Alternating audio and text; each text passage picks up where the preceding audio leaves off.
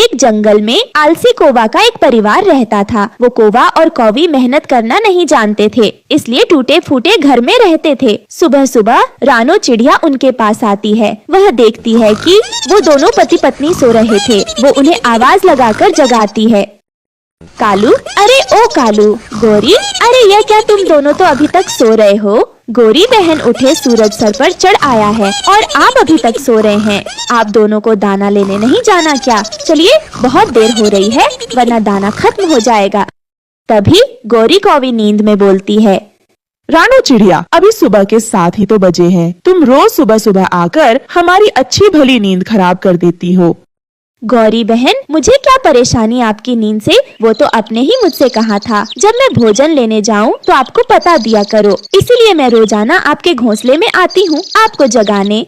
अच्छा ठीक है कालू, अरे ओ कालू, जाओ रानो चिड़िया के साथ जाओ और भोजन लेकर आओ। कल मैं गई थी भोजन लेने, आज तुम्हारी बारी है। चलो जल्दी उठो। ये सुनकर कालू कौवा आलस में आकर कहता है, गौरी, मेरी कमर में बहुत दर्द है। आज तुम ही चली जाओ, मैं कल जाऊंगा भोजन लेने। आज तुम चली जाओ रानो चिड़िया के साथ। हाय मेरी कमर, मर गया रे। कालू, मैं जानती हूँ यह तुम्हारा कोई नया बहाना है। मैं नहीं जाऊंगी तो मतलब नहीं जाऊंगी। आज तो तुम्हें ही जाना होगा। मैं कोई बहाना नहीं सुनने वाली। गौरी, तुम्हारी कसम, मैं सच बोल रहा हूँ। बहुत दर्द है मेरी कमर में आज। सुनो कालू, मेरी झूठी कसमें मत खाया करो। अभी तो मुझे बहुत जीना है। अरे तुम दोनों चुप हो जाओ, हर बात पर तुम दोनों झगड़ने लगते हो। नहीं जाना भोजन लेने तो मुझे साफ साफ बोल दो, मेरा यूं समय बर्बाद मत करो। नहीं रानो चिड़िया, मैं चलती हूँ तुम्हारे साथ। मेरा पति बुढ़ा हो गया बुढ़ा, क्या पता सचमुच इसकी कमर में दर्द हो रहा हो। ये सुनकर तो कालू को बहुत गुस्सा आता है। वो गौरी से कहता है, बुढ़ा? बुढ़ा किसे कहा? बुढ़ा होगा तुम्हारा बाप, मैं तो अभी जवान हूँ। अरे कालू भैया, फिर से झगड़ा मत शुरू कर देना। चुप भी हो जाए आप दोनों। मैं तो आप दोनों के रोज रोज के ड्रामे से तंग आ गई हूँ। अच्छा रानो चिड़िया, तुम उस तरफ जाओ, मैं इस तरफ जा रही हूँ। जिसे जो भोजन मिलेगा वो आपस में हम बांट लेंगे। ऐसा कहकर गौरी कौवी और रानो चिड़िया अलग अलग दिशाओं में भोजन ढूंढने लगती हैं। तभी गौरी कौवी को एक फल दिखता है। अरे वाह, यह मीठा फल तो मैं ही खाऊंगी। कौन सा? उस रानो चिड़िया को क्या पता कि मैंने मीठे फल खाए हैं या नहीं। मैं तो झूठ बोल दूंगी। फिर गौरी कौवी मजे मजे से वो फल खा लेती है। थोड़ी देर बाद रानो चिड़िया वहाँ कुछ भोजन लेकर आती है, जिसे देखकर गौरी कौवी उससे झूठ बोलती है। रानो चिड़िया, क्या तुम्हें भोजन मिला? मुझे तो कुछ भी नहीं मिला। बहुत जोरों से भूख लगी है मुझे। गौरी बहन, मुझे ये अनाज के कुछ दाने मिले हैं। भूख तो मुझे भी लग रही है। पहले हम दोनों आधा आधा भोजन खाकर अपना पेट भर लेते हैं, फिर घर के लिए भोजन ढूंढने जाएंगे। गौरी और रानो चिड़िया दाना खाकर अपना पेट भर लेती हैं। गौरी बहन, हमारा पेट तो भर गया, चलो अब चलते हैं अपने बच्चों के लिए खाना ढूंढने। गौरी और रानो अपने अपने घर के लिए भोजन तलाश करने लगती हैं। तभी गौरी की नजर एक पेड़ की डाल पर बैठे बूढ़े तोते पक्षी पर पड़ जाती है। वो डाल पर बैठकर अंगूर खा रहा था।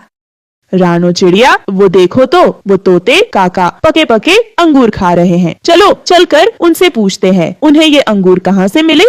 रानो, चिड़िया और गौरी उस बूढ़े पक्षी के पास पहुँचती है। अरे बूढ़े काका, आप ये पके पके अंगूर खा रहे हैं, ये कहाँ मिले आपको? हमने तो बहुत ढूंढा पर हमें कहीं भी भोजन नहीं मिला। कृपा करके हमें बताएं, आपको यह अंगूर कहाँ से मिले? हमारे बच्चे घर पर भूखे हैं।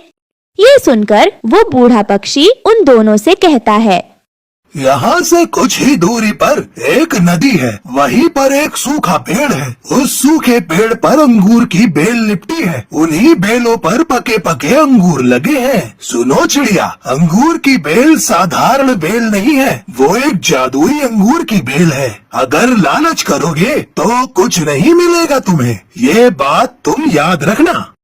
उस बूढ़े पक्षी की बात सुनकर रानो, चिड़िया और गौरी सूखे पेड़ की तरफ उड़ जाती है। तब वो जादुई अंगूर की बेल उनसे बोलती है, स्वागत है आपका हमारे अंगूर की बेल पर कि आप दोनों हमारे अंगूर खाने आई हैं। पेड़ जी, हमने तो अपना पेट थोड़े थोड़े दाने से भर लिया, पर हमारे बच्चे घर पर भूखे हैं, वो हमारा इंतजार कर रहे हैं। हमें उनके लिए अंगूर चाहिए, वही लेने हम आए हैं। रास्ते में हमें बूढ़े काका मिले थे, उन्होंने हमें इस बेल के बारे में सब कुछ बताया और हम लालच नहीं करेंगे। कृपया करके आप हमें थोड़े अंगूर दे दीजिए। ठीक है, फिर आप दोनों मेरी बेल से अंगूर की गुच्छी ले सकती हो। वैसे भी मैं हमेशा जरूरतमंदों की सहायता करती हूँ, आपकी भी सहायता करके मुझे बहुत अच्छा लगेगा। रानो चिड़िया और गोरी अंगूर के एक एक गुच्छे लेकर वहाँ से चली जाती है। बच्चों ये देखो, आज मैं तुम्हारे लिए क्या लाई हूँ। मीठे मीठे अंगूर तुम लोगों को बहुत पसंद है ना? उधर कालू कौवा भी अंगूर देखकर बहुत खुश होता है। अंगूर, ये मीठे मीठे अंगूर, मजा आ गया। गोरी, ये अंगूर तुम्हें कहाँ से मिल गए? कालू, अब तो हम बिना मेहनत किए हर रोज मीठे मीठे अंगूर खाएंगे। फिर गोरी कौवी कालू कौवे को सारी बात बता देती है। गोरी, अगर उस बूढ़े काका ने दूसरे पक्षियों को बता दिया अंगूर के बारे में, तो सारे पक्षी जादुई अंगूर खाने पहुंच जाएंगे और जादुई अंगूर खत्म हो जाएंगे। पर मेरे पास एक आइडिया है, मैं ऐसा नहीं होने दूंगा। आज हम रात ही अपना घोंसला उस सूखे पेड़ पर ले जाकर रख देंगे और पक्षियों को अंगूर खाने नहीं देंगे। जो पक्षी अंगूर खाने आएगा उन्हें हम भगा देंगे। अगले दिन जब रानो चिड़िया जादुई अंगूर लेने जा रही थी, तो रास्ते में उसने देखा लाडो चिड़िया उदास बैठी थी। तभी रानो ने लाडो से पूछा, क्या हुआ लाडो बहन, आप इस तरह उदास क्यों बैठी हो? रानो बहन, मैंने 2 दिनों से कुछ नहीं खाया। लाडो बहन, आप चले मेरे साथ, मुझे जादुई अंगूर के बेल के बारे में पता चला है। आप भी वहाँ से अपने खाने के लिए अंगूर ले लेना।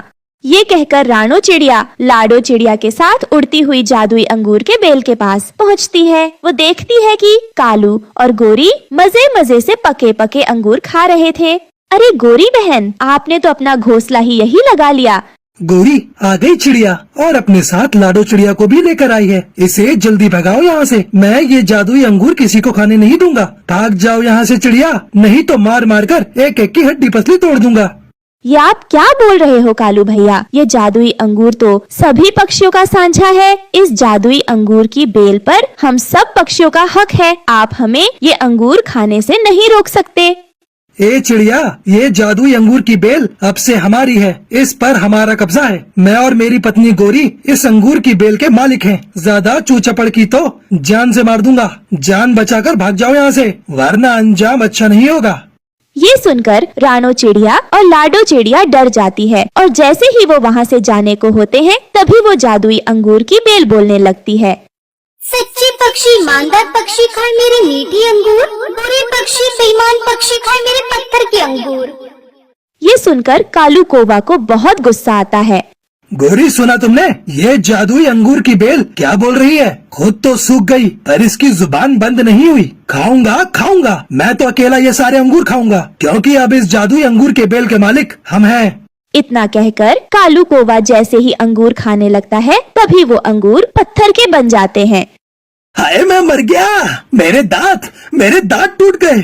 गोरी, ये तो पत्थर के अंगूर हैं। ये देखकर रानो चिड़िया और लाडो चिड़िया जोर जोर से हंसने लगती हैं। मैंने कहा था ना, बुरे पक्षी बेईमान पक्षी खाए मेरे पत्थर के अंगूर। ये सुनकर कालू और गौरी डर के मारे वहाँ से उड़ जाते हैं। फिर रानो चिड़िया और लाडो चिड़िया एक एक अंगूर का गुच्छा लेकर वहाँ से अपने अपने घर चली जाती हैं।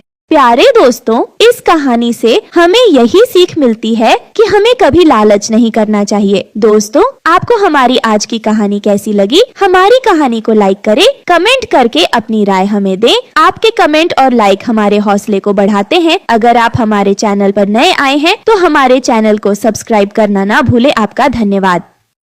गौरी बहन, आज या कल में हमारे अंडों से हमारे बच्चे बाहर आ जाएंगे। और गौरी बहन, मैंने देखा है कि आप अपने अंडे के पास बहुत कम बैठती हो। अब अगर आपने अंडे को गरमाइश ना दी तो आपका अंडा खराब भी हो सकता है। चिड़िया, तुमसे 2 बातें क्या हंसकर कर ली? तुम तो मुझे भाषण ही देने लगी हो। जाओ और अपना काम करो, मुझे सब पता है। अगर आपको सब पता हो तो आप ऐसे अपने अंडे को अकेला छोड़कर बाहर आवारा ना घूमती फिरो। मैं तो अपने अंडे को तभी छोड़ती हूँ जब मैं नदी से पानी पीने आती हूँ।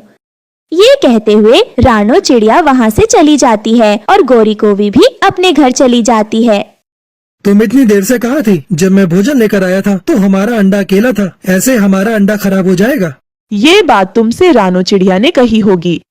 सुनो, उसने मुझसे कुछ नहीं कहा। मुझे पहले से ही पता है, अगर हमारा अंडा खराब हो गया तो मैं तुम्हें छोड़ूंगा नहीं।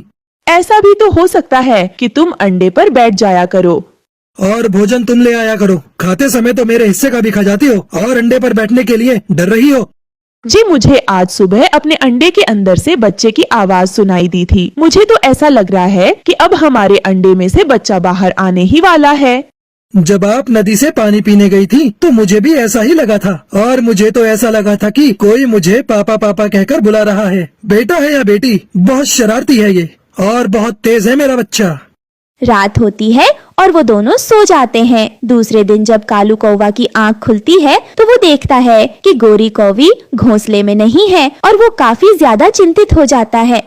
ये गोरी तो आज सुबह सुबह ही अंडे को अकेला छोड़कर न जाने कहाँ चली गई है, जबकि मैंने कल उसे समझाया था कि हमारा अंडा खराब हो जाएगा। न जाने क्यों ना ही ये अपने अंडे का ख्याल रखती है। अब मैं कहाँ ढूंढूं इसे? ऐसे अपने अंडे को अकेला छोड़कर भी तो नहीं जा सकता हूँ।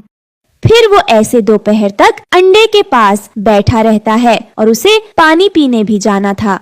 अगर मुझे पता होता कि गोरी तुम ऐसी हो तो मैं तुमसे कभी शादी ही नहीं करता। फिर दूर से उसे रानो चिड़िया का पति भूरा चिड़ा आता हुआ दिखाई देता है। तब कालू उसे आवाज देता है। क्या हुआ कालू जी, आपने मुझे क्यों बुलाया है? यार, आज मेरी पत्नी गोरी सुबह से ही कहीं घूमने चली गई है और अब तक वापस नहीं आई। मुझे बहुत प्यास भी लगी है। क्या आप गोरी को ढूंढकर यहाँ ला सकते हो? मैं रानो के लिए नदी से पानी लेने जा रहा हूँ। हमारे घर में भी अंडा है। एक मेरी पत्नी है जो नदी पर जाना भी बंद कर दिया है, और एक आपकी पत्नी है कि उसे तो कोई परवाह ही नहीं है। वो मेरी पत्नी, वो मेरी एक नहीं सुनती। क्या करूँ? अभी मैं पहले अपनी पत्नी को नदी से पानी दे आऊँ, फिर मैं देखता हूँ। अगर गोरी मिल गई तो मैं उसे घर भेजता हूँ। फिर वो वहाँ से चला जाता है। रानो, आप ये पानी लें और मैं गोरी को ढूंढने जा रहा हूँ। क्या गोरी कहीं खो गई है? मुझे रास्ते में कालू मिला था। वो सुबह से अपने अंडे के पास बैठा हुआ है और गोरी पता नहीं कहाँ चली गई है, इसलिए उसने ही मुझे गोरी को ढूंढ कर लाने को कहा है। वो तो ऐसी ही बेशर्म है, वो कभी अपने अंडे के पास नहीं बैठती। आप पहाड़ों की तरफ जाकर देखना, मुझे पूरा विश्वास है वो कबूतर और तोते के साथ चुप्पन छिपाई खेल रही होगी। फिर रानो चिड़िया का पति वहाँ से चला जाता है। 1 2 3 4 5 मैं आ गई, सब छिप जाओ। गोरी, तुम थोड़ी शर्म करो। तुम यहाँ बच्चों की तरह खेल रही हो और वो कालू बेचारा प्यास से मर रहा है। जाओ, जाकर अंडे पर बैठो, वो कालू तुम्हें बुला रहा है। तभी कबूतर और तोता भी वहाँ आ जाते हैं। हमने तो इनसे कई बार कहा कि गोरी बहन आप अपने घर जाओ और अपने अंडे पर बैठो, पर इन्होंने हमारी एक नहीं सुनी। तुम सब पापा पक्षी बहुत बुरे हो। क्या अंडे पर मम्मा ही बैठती है, पापा पक्षी नहीं बैठ सकते हैं? गोरी बहन, हम पापा पक्षियों को परिवार के लिए भोजन लेकर आना पड़ता है और मम्मा चिड़िया ही अंडे पर बैठती है। बरसों से यही रीत चली आ रही है। गोरी बहन, अब अपनी बातें ही सुनाती रहोगी या जाओगी? अब जाओ यहाँ से, कहीं ऐसा ना हो कि कालू अपनी बड़ी लाठी लेकर यहाँ भी आ जाए। फिर गोरी वहाँ से चली जाती है। मैं तो तुम्हारे नाम पर ही मर गया था कि गोरी, लेकिन तुम तो नाम की ही गोरी हो लेकिन अंदर से काली हो। अरे अरे, अब क्या हुआ है? मुझे भी तो कुछ बताओ। तुम कौन से गोरे चिट्टे हो? तुम भी तो काले कौवे ही हो। मुझे तुमसे लड़ना नहीं है। जाओ और अंडे पर बैठ जाओ, मुझे नदी पर पानी पीने जाना है। फिर कालू कौवा नदी से पानी पीने चला जाता है और ऐसे ही 3 दिन बीत जाते हैं और चिड़िया के अंडे से एक प्यारी सी बेटी निकलती है, जिसे देखकर मम्मा और पापा बहुत खुश थे। आ गई मेरी प्यारी सी सुंदर सी बेटी। मम्मा मम्मा, मैं आ गई हूँ। आज तो मेरा अंडे में जरा भी मन नहीं कर रहा था। मेरा मन कर रहा था कि मैं जल्दी से अपने मम्मा पापा को देख लूँ। मेरे मम्मा पापा तो बहुत सुंदर हैं। और मेरा बच्चा भी बहुत सुंदर है। अंडा तोड़ने में बहुत जोर लगा होगा मेरी बच्ची को। नहीं मम्मा नहीं, इतना भी जोर नहीं लगा। मैंने तो आपको अंडे से आवाजें भी दी थी। मैं तो उसी दिन बाहर आ जाना चाहती थी, परंतु उस दिन तो मैं अंडे को तोड़ ही नहीं सकी। देखो रानो, मैं कहता था ना कि हमारा बच्चा बहुत स्वस्थ होगा और बहुत बुद्धिमान भी। मम्मा मम्मा सॉरी, मुझे सब पता है कि आप मेरे लिए नदी से पानी पीने भी नहीं जाती थी। अब मेरी बेटी आ गई है ना, अब हम दोनों इकट्ठे नदी पर पानी पीने जाया करेंगे। मम्मा पापा भी हमारे साथ चलेंगे। वो तीनों बहुत खुश थे। वहीं दूसरी तरफ गोरी कौवी रो रही थी क्योंकि उसके अंडे से भी बच्चा बाहर आ गया था, परंतु वो बहुत कमजोर था और उसका एक पैर भी टूटा हुआ था। इसी बात का डर था मुझे। अगर तुम अच्छे से अपने बच्चे की रक्षा करती तो हमारा बच्चा भी स्वस्थ होता। कालू जी, मुझे क्या पता था कि हमारा बच्चा अपाहिज पैदा होगा। अगर मुझे पहले पता होता तो मैं अपने अंडे को छोड़कर कभी नहीं जाती। नहीं मामा, आप झूठ बोल रही हो। पापा ने बार बार कहा था आपसे। पापा भोजन लेने गए थे और आप मुझे अकेला छोड़कर नदी पर चली गई थी। पता है उस दिन मुझे बहुत गर्मी लग रही थी, तभी मेरा ये पैर भी टूट गया। और पापा आपको पता है मुझसे तो अंडा भी नहीं टूट रहा था। बहुत मुश्किल से तोड़ा है मैंने इस अंडे को। कालू जी, अब क्या होगा? क्या अब हमारा बेटा कभी चल नहीं पाएगा? एक पैर से चला है कभी कोई पक्षी? मामा आपने मेरे साथ ऐसा किया है, मगर आप फिर कभी अंडे दो तो उसके साथ ऐसा न करना। मामा अपाहिज होकर जिंदगी गुजारना बहुत मुश्किल होता है। अब छोटे पक्षी मुझे देखेंगे तो मेरा बहुत मजाक उड़ाएंगे।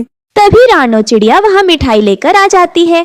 कालू भैया, आप मिठाई खाए मेरे अंडे से। बहुत सुंदर सी मेरी बेटी बाहर आई है। चिड़िया, क्या बच्चा स्वस्थ है? हाँ गोरी बहन, मेरा बच्चा बहुत स्वस्थ है। अरे ये क्या गोरी बहन, क्या आपके अंडे से भी बच्चा बाहर आ गया है? हाँ चिड़िया, परंतु मेरा बेटा बहुत कमजोर है और उसका एक पैर भी टूटा हुआ है। अब वो कभी चल नहीं सकेगा। ये तो बहुत बुरा हुआ गोरी बहन, मुझे इसी बात का डर था। बस इसीलिए मैं आपसे हमेशा अपने अंडे पर बैठे रहने के लिए कहती थी। चिड़िया, हम तो लुट गए। अब हम कैसे सारी जिंदगी अपने बेटे को अपाहिज देखेंगे? अच्छा, अब आप चुप कर जाइए, सब्र करें। मैं अभी घर जाकर गुड़िया के पापा को बताकर वापस आती हूँ। फिर हम आपके बेटे को काले जंगल में डॉक्टर तोताराम के पास लेकर चलते हैं। क्या तोताराम के पास? वो क्या ठीक कर देंगे? डॉक्टर तोताराम के पास एक ऐसा तेल है जिसे बच्चे के पैर पर अच्छे से लगाकर मालिश करने से बच्चे का पैर मजबूत हो जाता है और नया पैर जल्दी आने लगता है। चिड़िया, कृपया हमें वहाँ ले जाइए, आपकी बड़ी नेकी होगी अगर ऐसा हो गया तो। चिड़िया, प्लीज आप मुझे उस डॉक्टर के पास ले जाए। अब मुझे सब समझ में आ गया है कि जो काम मम्मा पक्षी का होता है वो मम्मा पक्षी करती है। अब मैं दोबारा फिर कभी ऐसा नहीं करूँगी। फिर चिड़िया जल्दी से वहाँ से जाती है। क्या शाम तक लौटाओगे रानू? आप गुड़िया का ध्यान रखना, मैं पूरी कोशिश करूंगी कि हम शाम तक जल्दी लौट आए। फिर गौरी कौवी और चिड़िया डॉक्टर की तरफ जाती है। वो दोनों काफी तेज उड़ रही थी। रास्ते में गौरी कौवी थक जाती है। तब चिड़िया उसके बेटे को अपनी पीठ पर बिठाकर उड़ती है। आप कितनी अच्छे हो, आप मेरे लिए कितना कुछ कर रही हो, परंतु मम्मा ने मेरे साथ बहुत बुरा किया। फिर वो दोनों डॉक्टर तोताराम के पास पहुंच जाती है। आप अपने अंडे पर ठीक से नहीं बैठी हैं और न ही उसका ख्याल रखा, जिस वजह से ये अंडा ठीक से सिक नहीं पाया है। और जब इस बच्चे ने अंडे से निकलने की कोशिश की तभी इसका ये पैर टूट गया। डॉक्टर, आप कुछ करें। मैं बहुत शर्मिंदा हूँ। मैं मानती हूँ कि मैंने अपने बच्चे की अच्छे से रक्षा नहीं की थी। सुनो, आप ये तेल ले जाओ, इसे सुबह शाम लगाना अपने बेटे के, तो इससे आपका बेटा जल्दी ही ठीक हो जाएगा। डॉक्टर, क्या हमारा बेटा अच्छे से चल भी पाएगा ना? मेरा ये तेल लगाने से आपका बेटा चल भी पाएगा और उड़ भी लेगा, सब कर लेगा। फिर वो सब वहाँ से चली जाती है। इस तरह कुछ दिन बीत जाते हैं और गोरी कौवी का बेटा ठीक होने लगता है, जिसे देखकर कालू और गोरी बहुत खुश होते हैं। दोस्तों, ये थी आज की कहानी। और हाँ दोस्तों, इस कहानी से ये सीख मिलती है कि हमें अच्छे लोगों की अच्छी बातें मान लेनी चाहिए। और हाँ दोस्तों, आज का सवाल ये है कि गौरी कौवी को डॉक्टर तोताराम के पास कौन लेकर गया था? अगर आपको पता है तो कमेंट बॉक्स में लिख कर जरूर बताइए। और अगर आप हमारे चैनल पर नए हो तो चैनल को कर दो सब्सक्राइब और हमारी वीडियो को कर दो लाइक। और हाँ, घंटी बजाना ना भूलना ताकि नई वीडियो आपके फोन की स्क्रीन पर हो। मिलती हूँ मैं आपको अगली वीडियो में, तब तक के लिए धन्यवाद।